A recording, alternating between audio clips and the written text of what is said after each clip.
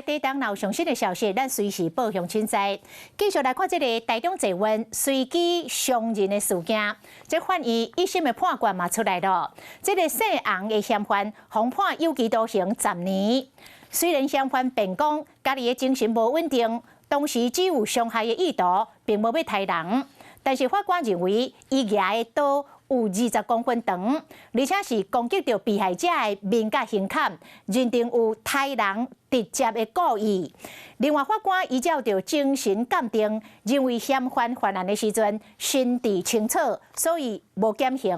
总共甲判刑10年，袂当换罚金，会使过来上诉。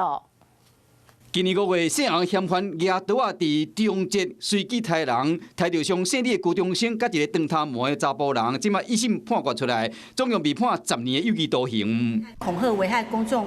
安全罪、挥砍女性被害人的部分，系犯杀人未遂罪，处有期徒刑7年10月；挥砍许姓被害人部分，处有期徒刑6年8月，定应执行刑为有期徒刑10年。庭法院说明讲，被告讲敢想要伤害尔，无要杀人，也毋过考虑到伊当时拿的是20公分长真来物件，对被害人的面甲胸坎的要害伫抬，认为讲有想要杀人的意思。犯罪动机呢，是要以这样的方式来达到彻底自我毁灭的效果。若减刑部分，姓洪的被告讲，伊本身的精神不稳定，也毋过经过鉴定，法官无相信是没有这个，因为他的精神障碍的情形有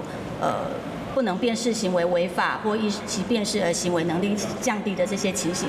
庭法院嘛讲，即摆判决为会当减刑的要件是2个受伤人无死，为杀人罪变成杀人未遂，依法减刑。依照规定，上济会当减刑5档，要过2个杀人未遂，干会当为10档降到7档外加6档外。应该算是